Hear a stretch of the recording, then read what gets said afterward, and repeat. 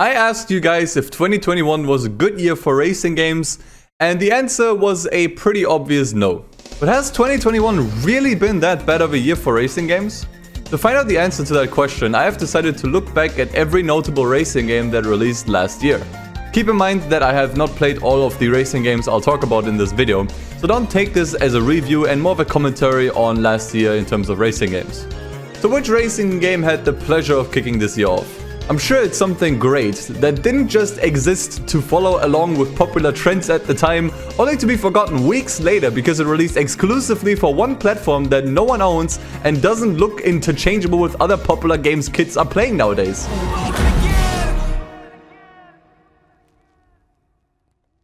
Well, it was a 50-50 chance. Destruction Allstars by Lucid Games kicked this year off as a vehicular combat game exclusive for the PlayStation 5. As most others, I did not have the pleasure of buying a scalped PS5 yet, so I didn't get to actually experience this game for myself thus far, but something tells me I didn't miss out on much.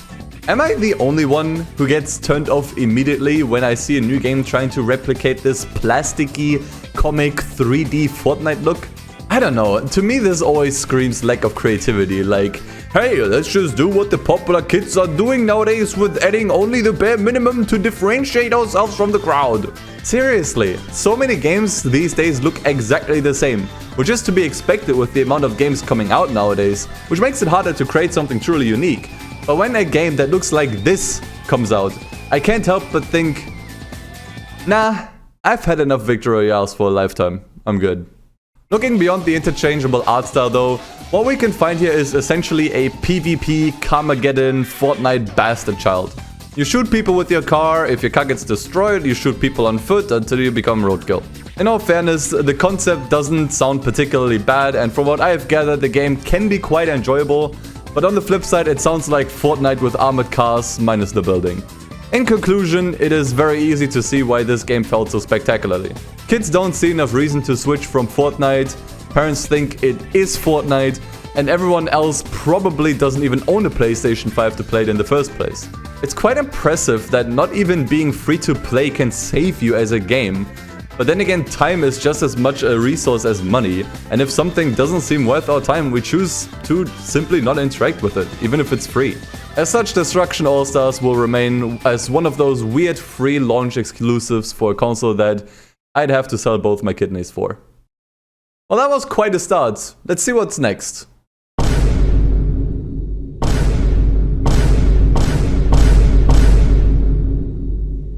Well, I suppose nothing is better than another Fortnite game. In July, we saw the release of F1 2021, the next entry in Codemasters' yearly installment of the real-life Formula 1 sport. Although it often gets lumped together with other yearly sports titles, F1 has always felt a bit more special as it actually abstained from egregious Ultimate Team modes, loot boxes, and premium currencies. With F1 2021 being the first of the series to fall under the EA umbrella though, this had every chance to change drastically. And did it? Actually, not really.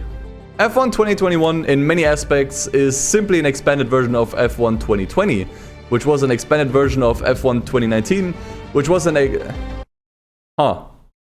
maybe there's more in common with FIFA than I thought. But why try to change something that isn't broken, right? After all, recent F1 games have all played fantastically with great handling and physics on both controller and wheel, making it one of the most accessible racing games for both casual gamers and hardcore sim racers. In many ways, the F1 games blur the lines between simulation and simcade, which has always been one of the major reasons why the F1 franchise keeps being so successful and beloved. Personally, I didn't play that many, let alone all the F1 games from Codemasters. My history with the franchise started back in 2012, when I went to the German equivalent of Walmart with my mom, and saw F1 2012 on the shelf. At this point, I wasn't really too much into F1 as a whole, but I was a fan of Codemasters' other games at the time, so I wanted to give it a shot. Fun fact, the retail copy actually needed to be activated within Steam, and as such marks my very first game that I ever owned on Steam. But back to the topic. I enjoyed F1 2012 a great deal, but it was definitely heavily leaning into the simcade genre at the time. Fast forward to an entire decade, or basically just swapped two numbers around, and here I am with F1 2021. Needless to say, I experienced somewhat of a culture shock with the more demanding handling model and expansive career mode. F1 2021 also featured a story mode, a first for the series, which puts you into the driving seats of fictional characters Aiden Jackson and Casper Ackerman, and live through roughly 2 fictional what-if seasons of F1. At the time, many players actually complained about the story mode, and while it certainly isn't anything groundbreaking, I think it serves its purpose as a neat introduction into not just the game, but also F1 as a whole. It's not the main dish, it's an appetizer, and as such it managed to get me interested enough into the game and sport as a whole. The actual main course here are actually the My Team career and various multiplayer modes. Full disclosure, I did not actually play any online races in my roughly 40 hours of playtime. Most of that was actually spent in the My Team career, which lets you create your own racing team and participate in recreations of the real-life F1 career. What can I say? This mode is fantastic. From the ever-changing driver market to strategic decision-making and never-ending battle between manufacturers to build the fastest car and best team, this mode scratches a particular itch that hasn't been scratched in a long time. In many ways, it reminds me of the original Race Driver Grid, whose main appeal always has been the team building and management aspects, turning the game into a racing RPG hybrid. F1 2021's My Team does not shy away from using similar or even identical RPG elements, and the game receives a lot more depth and dynamic through it. It gets even more interesting past the first in-game season, when you have actually built a competitive team and are able to sack popular drivers from other teams. There are honestly so many systems and mechanics in this mode that covering them all would require its own review, which I'm sure are already on YouTube, so I won't be getting into it that much. All I will say is that F1 2021 was a surprising breath of fresh air for me, even if most fans agree that the changes aren't significant enough over its previous entry. Sadly, this is the nature of yearly releases, especially when developed by the same team. With the inevitable F1 2022 being the first game being entirely produced and manufactured under EA, I really do hope we won't be seeing any monetization models distracting from what is otherwise a superb game. 2021 had somewhat of a battle pass, similar to Fortnite and Rocket League, where you can unlock cosmetics and currency through gaining experience. To me, this has always been one of the more fair monetization models, as long as the items provided remain purely cosmetic, especially when they hand you premium currency, which makes buying the next pass less expensive. But we will have to see if EA will leave it at that, or if the next entry will be home to more in-game monetization. Hands off my new favorite racing game, EA! Roughly a month and a half later, we got yet another yearly release, this one being WRC 10 by Kyloton. Being a huge rally fan has always been a bit of a miserable experience as a gamer, as our options have decreased significantly over time. The Dirt franchise has kinda gone down the crapper. Dirt Rally 2, while nice to play, gets boring quickly if you're not into leaderboards, or you go back to Richard Burns Rally if you actually hate yourself. In comes the WRC franchise, which has been around for a lot longer than Dirt in fact. I remember WRC 2 Extreme actually being my first PS2 game as a kid. At the time, my standards for entertainment were abysmally low, however, and I would boot up the game every single day, only to throw various cars off the Monte Carlo cliffs for hours.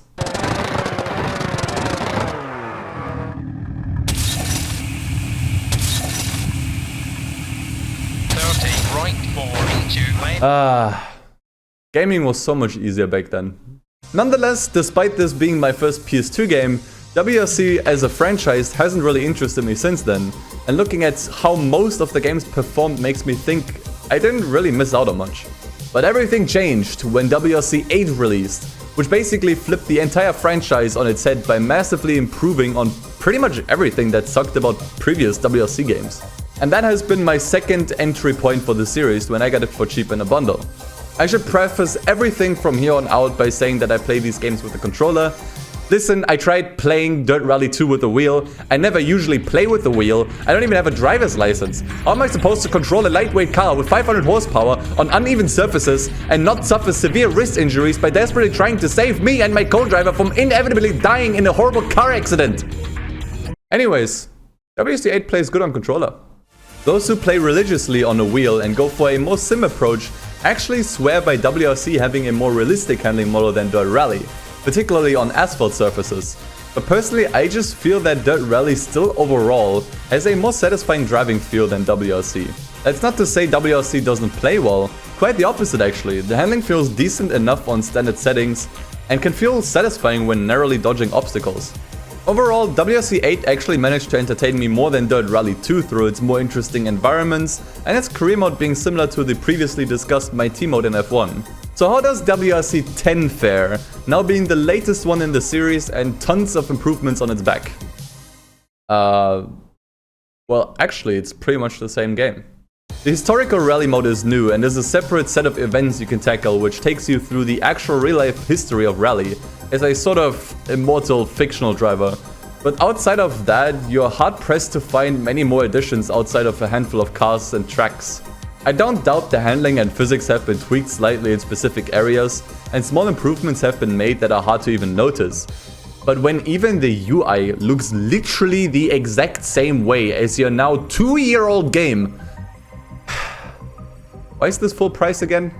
I don't think many people would disagree that all these things could have easily been updates to the original WRC 8, kind of in the same vein as Dirt Rally 2, but such is the curse of yearly releases, as I have previously discussed with F1 2021. If you have never played a WRC game before and are interested in rally games, I can still highly recommend WRC 10, as it is essentially the definitive version of a great rallying experience. Great tracks with lots of variety, fun career mode, enjoyable driving feel, it's all there. I just hope the next game isn't going to be yet another rehash of something I already played. Okay, I have absolutely no idea why this is even here.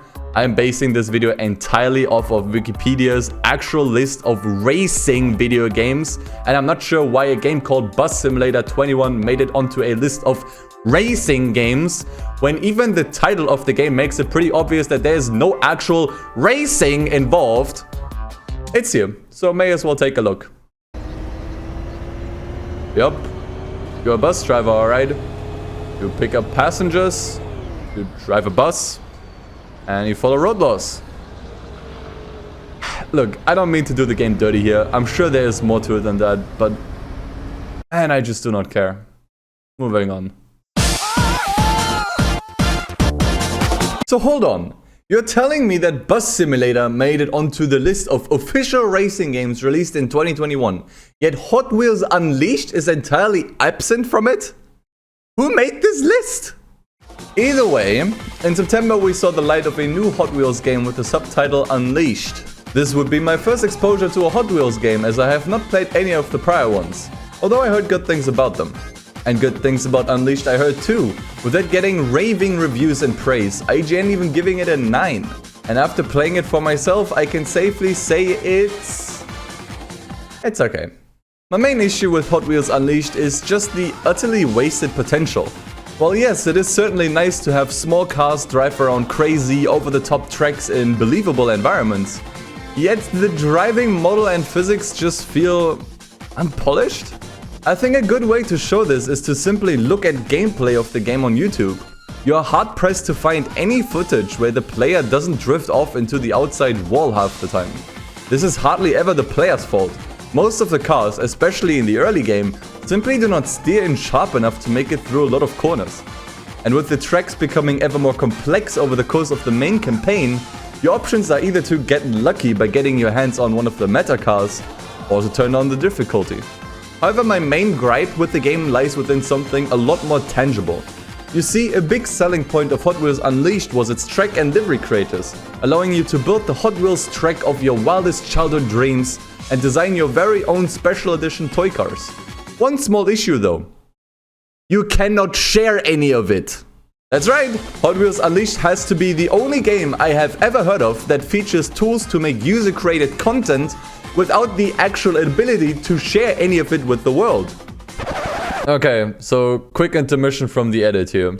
I definitely do distinctively remember there not being any ability to share content, except for liveries. I think liveries you were able to download. But I distinctively remember being unable to look for tracks. But while looking for footage, I got a bit confused because I found this right here. Like that was from a preview video before the game came out. And that kind of got me confused. And I was like, did I actually miss that? Am I wrong here? And nah, maybe. So it is true that when I played the game, there really wasn't any function to browse for tracks. That actually came later, about a month later. in an update. So just keep that in mind from here on out when I keep talking about this issue. But it's just like, how do you launch a game like that and then update it a month later when the players have already moved on? Just so we got that out of the way. Moving on with the video. You can publish a track when you finish creating one, but this simply means that it will be included as part of the multiplayer track pool. So you're basically giving away tracks, hoping that random strangers decide to vote on it when it randomly appears in their lobby. You can't share your tracks with friends, you can't share them on platforms like Reddit, you can't browse for any tracks anywhere to see what players have created. None of that. To me, this makes the creation aspect absolutely pointless. It baffles me that seemingly no one, not even a single reviewer, brought this up. How does a game focus on user-generated content without any proper share or browse functions deserve a 9? Looking at the absolutely abysmal player numbers reinforces my point. The creation tools were supposed to be the one thing that gives this game longevity, but without the community being able to share any creations, it was simply doomed to failure. But hey, I'm sure most Hot Wheels fans can be okay with that for a game that isn't full price. Wait, it's 50 bucks? Oh, mamma mia. Next up we have a game I've certainly not heard of before making this video, which is Circuit Superstars, developed by Original Fire Games and published by Square Enix. Quite a polar opposite to Destruction All-Stars, where this one came out only for the most accessible platforms and tried hard to distinguish itself as much as possible from the crowd. What we have here is essentially a top-down racing game, which have gotten extremely rare these days between all the third-person cameras and cockpit views. So what makes Circuit Superstars stand out? It is trying to blend together top-down racing, which is usually associated with arcade races, with elements more commonly found in simcades or even simulations. Different surfaces, fuel, tire wear, mechanical damage. None of these things are particularly novel, but paired with a game where I have to control the cars from heaven after Destruction All-Stars sent me there, well, now you got something. Variety is the spice of life, and to me this is one of the most important things in a genre that is notorious for getting repetitive quickly. So seeing all these different kinds of racing represented is very nice to see. Hot hatches, open wheelers, trophy trucks, rallycross. It's all here, and while I don't expect any of these to feel entirely unique, it's certainly nice to experience different kinds of driving and look at a different car and road combination from time to time. The whole race management aspect with pit stops and mechanical damage gives this game a refreshing amount of depth, which tends to be missing from these top-down racing games oftentimes. Personally, I associate racing games using this perspective as fun little time wasters. Something you boot up for a few rounds, perhaps with friends, then turn off and forget about moments later.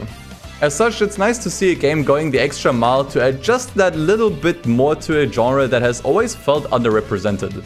I will certainly keep an eye on Circuit Superstars and buy it after this video comes out. Lovely little indie title. Oh boy, I sure love when regular sports games get equated with racing games. Well, it's not so easy with Riders Republic, as there is an adequate amount of racing involved. Full disclosure, I have only played the closed beta when it was running and have not played it since then, so many of the things I will talk about here may have been ironed out or changed since then. Oh wow, a game that mixes Tony Hawk SSX with the more interesting elements of the crew and turns it into an MMO? Hey, that actually sounds pretty cool. Okie dokie, now fist pump me like a champion. Now, just a little bump, or a high five. You want to just, okay, fine, whatever, suit yourself. Oh. That's another one of those. Seriously, why do games always feel the need to turn every bit of story into this cool and awesome hipster cringe fest? If you'd like to cater towards a more younger audience, that is fine, but I highly doubt even kids find this kind of direction appealing. Kids like to be treated as adults, that's why they flock to games like Call of Duty and GTA, because these games are arguably more mature.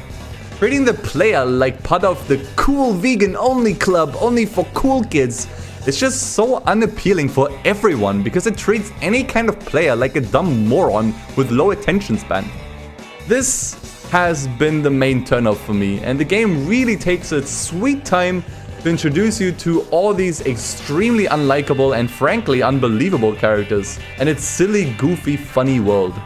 I do consider myself to have a pretty high cringe tolerance, but this really tested even my patience. But once you actually make it out of the hellhole that is the story, you can actually find a pretty decent game underneath. Even though the color palette makes me feel like my retinas are slowly burning up, the actual gameplay is pretty fun with its 4 different kinds of disciplines. My main issue has been the sheer chaoticness of them. I mean, look at this and tell me this isn't at least 10 times worse than your average Forza race. That and a quite distracting amount of input delay, which made fine steering adjustments on bikes and doing perfect landings on a snowboard a lot more difficult than they needed to be. Overall though, personally I failed to find anything here that keeps me hooked enough to end up buying the full game after the closed beta period was over. Sure, blazing down a trail at blisteringly fast speeds was exhilarating, but without the necessary fine controls and the constant interruptions with cutscenes that genuinely make me do faces like this, I can safely say that I had my fair share of Riders Republic. I won it in a card game! I don't have papers or anything, but it's mine! Whoa, whoa!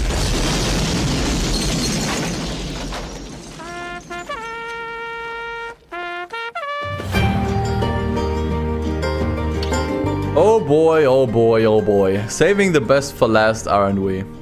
After 3 long years, we have finally been blessed with another Forza Horizon game, and my god did we need it after all these dumps. Finally, a game that we can simply boot up and enjoy without any strings attached. We really can't have nice things anymore, can we? So what happened here? While the initial hype for Forza Horizon 5 was massive, over time the climate around the game turned sour as the game launched plagued with online connectivity issues, certain content missing and not functioning as intended, and many game-breaking issues, especially on consoles. Nonetheless, Forza Horizon 5 launched to critical and commercial success, making it the most played racing game to date, which is thanks in large part to it releasing on Game Pass. Despite its issues, I still appreciate Horizon 5 for getting more people back into what has essentially turned into a niche gaming genre. It helped bring racing games back into the mainstream and elevate the racing genre as a whole towards being more independent, not being considered as simple sports games anymore. In order to do that, it had to do many things right, and it did. It offered a vast, detailed map with lots of unique spots to explore, a great amount of authentic cars to collect and drive, and a much more guided and focused single-player experience this time around through Horizon Adventure. For newcomers, there was so much to do and explore from the get-go, coupled with the already great core gameplay that the Horizon series is beloved for, and it's no surprise it managed to reignite a love for racing games that many people have forgotten. You can cruise around, explore the map, complete all single-player content, create liveries, create challenges, play challenges, create racetracks, build cars and share their tuning, play online with friends, play online with randoms, go drifting, waste time playing Battle Royale, the list goes on and on. Without a doubt, Horizon 5 offers the most amount of playable content to the point it's almost overwhelming for newcomers. There's something for everyone, no matter if you're creative, competitive, or simply want to have a relaxing time. Horizon's ability to cater to every type of gaming motivation has always been its biggest strength, and Horizon 5 is no exception to that rule. However, it's not all sunshine and rainbows. Dedicated fans of the series pointed out that most of the features I have just mentioned have already been available in Horizon 4 through its long-lasting update support. Ranked online racing has been cut entirely because it promotes toxicity, according to game designer Mike Brown. On launch, playing with friends was almost impossible because the convoy system was in such a poor state that players were disappearing all the time. Leaderboards were plagued with cheaters, community races were plagued with exploits, online races were plagued with poor driving behavior. Both the track and livery creators are heavily outdated and miss basic functionalities. And worst of all, some updates made the game completely unplayable on consoles. Even today, I get massive lag spikes on PC. The list goes on, and even though many of the issues I have mentioned have already been addressed, the matter of fact is that the game simply wasn't ready to be shipped in early November. It's certainly no Cyberpunk situation, but it soured what could have easily been one of the most celebrated Horizon releases yet. But how are things now, as of the beginning of 2022? Well, for one, convoys are fixed, game-breaking issues on consoles have been mostly resolved, and developers have released a dedicated list of things they are currently working on and will be fixed in future updates. Yet, fans are still not entirely happy with the game, and it's because some things simply cannot be fixed because they were deliberate design choices. For example, Cutting ranked racing out entirely was regarded by most as a short-sighted decision, as it takes a lot of longevity and competition away from the game. Ranked multiplayer was first introduced in Horizon 4 at launch and had a whole list of issues, but got gradually better and more enjoyable as time went on through constant updates and fixes. As mentioned before, the reason for the removal was to combat toxicity within the community. However, I do not think cutting out ranked makes the community less toxic. In fact, it has the opposite effect. In ranked, good players will eventually achieve a higher rank and as such get queued with other good players. As such, the ones that drive cleanly get the chance to play with other clean players and get to have nice, fair and competitive races with long-term incentives to keep driving better. In Horizon 5, the nature of only having casual racing available turns online racing into a melting pot of different skill levels and behaviors. This means that good drivers can't escape players with poor driving behavior, and thus losing interest quickly, as the ability to have decent races is entirely dependent on getting lucky with a decent lobby. And on the flip side, since inexperienced players will never have the chance to queue with other players of similar skill levels, they will never be able to come out on top of a race, as there will likely always be at least one way more experienced player in the lobby. If this doesn't sound like a recipe for toxicity, then you are simply oblivious to the problem. It sounds strange, but segregating the good players from the rest actually promotes a better online environment. It's not impossible that ranked will return, but a serious discussion needs to be held in this regard if fans want it to happen. Personally, I mostly come back to the game once a week for all the weekly challenges and rewards, which have been enjoyable for the most part, that is, as long as the challenges are actually completable. In the end, Horizon 5 was still a very enjoyable experience to me, but I do realize that is mostly due to me being lucky enough to not be affected by any of the technical issues that plagued the game on release. For the next Horizon release, however, I wish they would build a new game from the ground up, as we have been essentially playing expanded versions of Horizon 2 for 7 years. There is nothing wrong with taking the base of a game and expanding on it, especially if the core game was already great, but after an entire console generation, I'd like to experience something truly new and refreshing. If the Motorsport reboot is anything to go by, and considering the Horizon series usually builds upon the foundations that Motorsport builds, this might be exactly what we will be getting next. For now though, I enjoy going back to the game once a week, growing my car collection, seeing what kind of challenges and tracks the community comes up with, and look forward to whatever the DLCs will have in store for us. Furthermore, if Horizon 5 could even remotely get the same amount of support as Horizon 4 did, Horizon 5 could truly turn into one of the most content-rich racing games ever made. It may not be the most impressive entry in the franchise for me personally, but Horizon 5 still easily takes the cake for being the best racing game of the year. And if it was able to suck literally millions of people into the racing genre again and in return make racing games more profitable for publishers, it incentivizes them to invest more into them with bigger teams and budgets, which could mean more impressive racing games, the revival of old IPs, and perhaps even some new franchises being born. You have every right to dislike Horizon 5 for having a poor launch experience with it, but the positive impact it had on the genre as a whole is giving me hope that the future for racing game fans is finally starting to look brighter.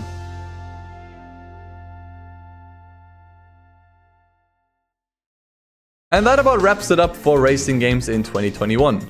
All in all, it was a very thin year for the genre, with most of its releases being pretty divisive. A new Need for Speed was supposed to be released that year, but had to be pushed towards next year so the team could help out with Battlefield 2042. And oh boy, wasn't that worth it. So to answer the question, was 2021 a good year for racing games? Well, yes and no. Purely judging by the games themselves, more specifically the amount of higher budget releases and their quality, 2021 was certainly not a highlight for the genre. We either got rehashed versions of games that we have already played, poor launch conditions, or games that simply failed to leave a lasting impression. Compared with some of the genre's best years, 2021 seemed pretty weak in comparison. On the other hand, we have not had this many people pick up and play a racing game in years, and the genre has obtained a much needed push of new players, in large part thanks to Horizon 5 releasing to great reviews and its inclusion in Game Pass. But F1 2021 also helped in that regard, mostly thanks to the sports itself gaining more popularity over last year. There are now a lot more eyes on the racing game genre, and we can only hope that publishers and developers make use of that newfound interest of players to create more higher quality racing experiences. Looking towards 2022, We have a pretty interesting year ahead of us with the revival of the Test Drive Unlimited series, a new Need for Speed from a new studio, a reboot to the Forza franchise, and much more. Perhaps next year I can make a much more positive video on this topic and celebrate the games I have just mentioned. Just, please, don't give me any more of this Fortnite hipster bullshit. Hey, thank you for watching. Thank you to Night Pinky for supporting me on Patreon. If you'd like to be mentioned at the end of future videos as well, make sure to check out my Patreon in the description below. On there you can also check out behind the scenes footage as well as early access to future videos. A link will be down in the description. Peace.